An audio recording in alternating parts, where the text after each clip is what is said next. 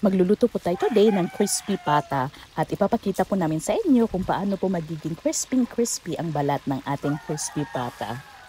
Kailangan lang po natin ng bawang at sibuyas, ganyan lang po ang gayat, at tatadtarin po natin ang ating tanglad para lumabas po ang sariling katas nito. Kailangan din po natin ng asin, asukal at pamintang buo. Pakukuluan po natin ang ating pata at ilagay po natin ang lahat ng ating ricados. Kung bago lang po kayo sa channel namin, pakiclick po ng subscribe button at pakipindot na rin po ng notification bell para updated po kayo agad kung meron po kaming bagong upload ng mga masasarap na niluluto namin. Pakukuluan po natin ito ng 1 hour para lumambot po talaga.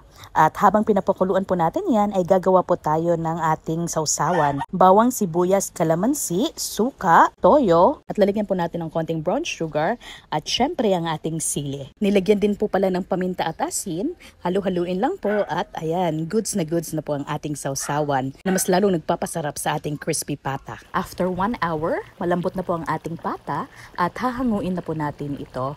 Ipapadry lang po natin ng konti at maya-maya ay i-deep fry na po natin ito.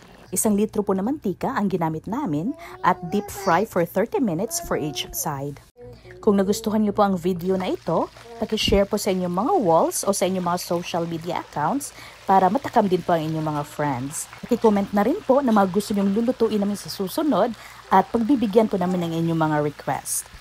At ayan po, ang ganda na po ng kulay ng ating pata at ipapa-air dry po natin for 15 minutes.